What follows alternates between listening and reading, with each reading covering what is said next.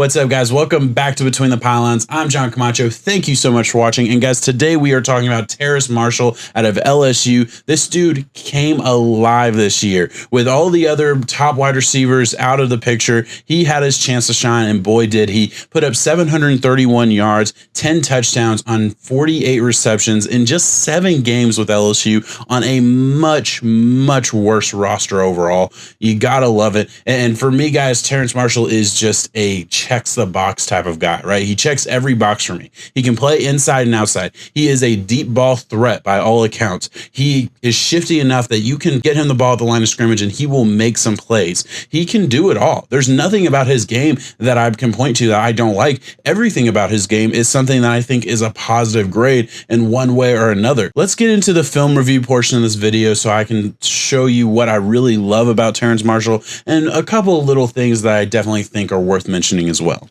So we're going to see Terrace Marshall here in the slot on the right side, and we'll see him kind of run a little bit of a slow go, slant and go type of route, and it's a little sloppy, but I don't really count off here because he does have a guy kind of in his face, so he has to fight through contact, which he does very, very well. Throws that shoulder up to fight through the contact, really isn't impeded a whole lot by the defender, and actually has to slow down to get to the ball. High points the ball, tracks the ball very, very well. He is so good at those things. Really just a great deep ball threat. He's a very dangerous receiver down the field because he has the size and length to box you out. He has the ball skills to go up and catch the ball at any level, and he is a really good route runner. And again, we're going to talk about Terrace Marshall running down the field. This is just a simple go route, very easy, very simple. Beats his man, a little bit of hand fighting, but they both kind of are. You could maybe say that's a push off, but it's kind of light. I don't think that's not something that's ever going to get called. But here at the end, we'll see the defender commit some pass interference, really just grab that arm to stop Terrace Marshall from catching this ball. Doesn't matter. Brings it in with one arm. Gotta love the ball skills. Gotta love the hands. And then I want to talk about his route running and quickness. This route is very good. And at the end of this route, you're going to see him get held. I mean, there's nothing else you can call this but just holding. Maybe you want to call a pass interference. So that's really all it is. Very refined and technical route runner for the most part. I'd maybe like to see his cuts be a little bit more crisp and explosive. But other than that, there's really not much to say about his route running. Here, very good example. Gets held at the end, like I said. And right here, we're going to see Terrace Marshall in the slot. I love seeing the variety of which wide receivers run their route, and Terrace Marshall is very good at this. We'll see runs this corner route here just to perfection. Obviously doesn't get thrown to him, but that's not his fault at all. He creates space, and if the quarterback would have been looking his way, he certainly would have been open. And here we're going to see Terrace Marshall in the middle of the 3 wide on the bottom of your screen, and watch the suddenness of this route, right? Terrace Marshall does a really good job of controlling his speed and kind of setting defenders up in this way. Again, ball doesn't go his way, doesn't really matter, not the point. And I've shown these 3 different route running clips because I want to show how multiple he is in the way he runs his routes. He's very technically refined and versatile with the way he plays the position. And last thing I want to show before I talk about the one complaint is his playmaking ability. This is just ball in his hands ability. Very, very shifty here. I just want to show that he can be dangerous at every single level, right? He can be dangerous near the line of scrimmage, and then obviously, as I've shown,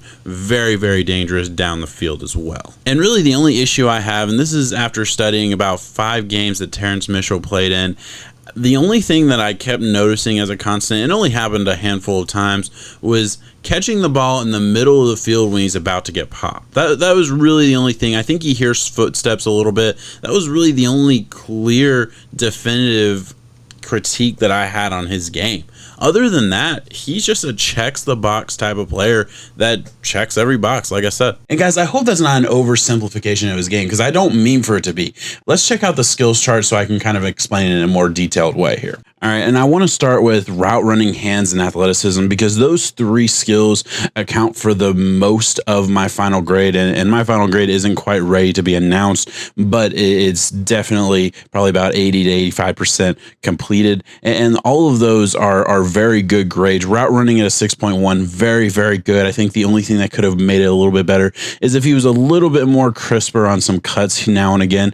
Still very, very good. Hands, athleticism, you have to love both both of those. Quickness at a 5.6. It's a little bit lower than I think the average for the rest of his score. But if you'll check the description of this video, you will see how I kind of grade, and you'll see that at a 4.5, that's kind of the average, and 5.6, it's well above average. I have no problem with that at all. He's not like the shiftiest dude in the world, but he certainly gets the job done. And again, checks the box. Contested catch, very, very good, almost elite. There were just a couple too many times where I saw him drop the ball that I thought maybe could have been catchable.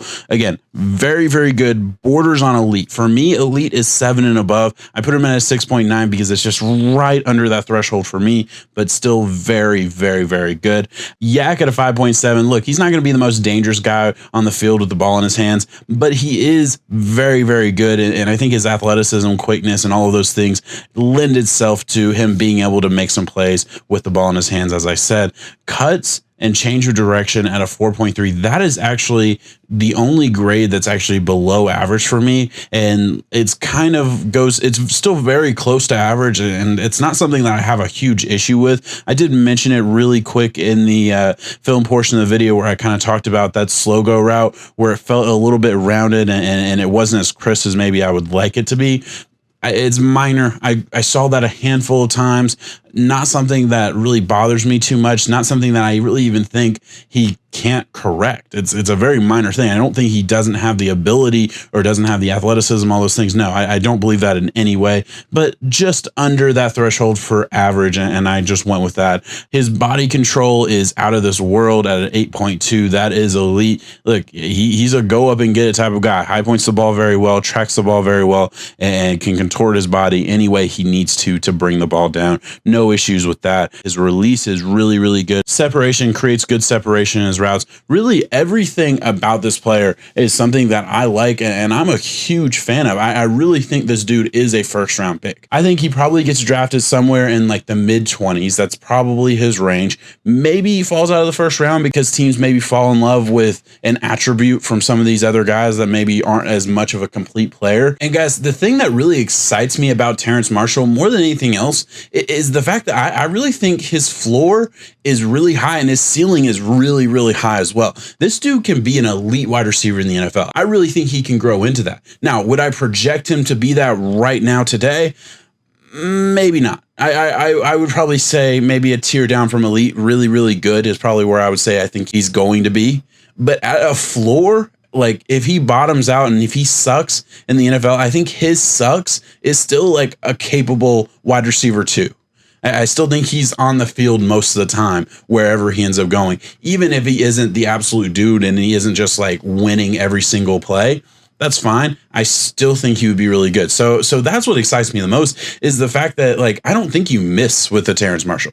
I really don't. I think he could be a Michael Thomas at his absolute ceiling. And at a bottom end, maybe he's what, Mike Williams. And guys, that's not like a player to player comp. That's more of a, where he could end up in the NFL as far as like talent level, right? Michael Thomas being a supreme elite wide receiver, Mike Williams being middle of the pack. Like I think he's on the field for the majority of the snaps for the Chargers, but he's not wowing anybody any particular week. So that's kind of what I'm saying as far as his ceiling and his floor. And that's really exciting to me. And guys, I am going to peel the curtain back just a little bit. I'm not ready to release my entire rankings, but I will say if I did release them today, I would have 2 Alabama receivers and 2 LSU receivers in the top 4. Terrace Marshall is my number 4 receiver right now. Now that could change. It could. He is kind of pretty close to some other players, and things absolutely can change. I have about 85% of my grade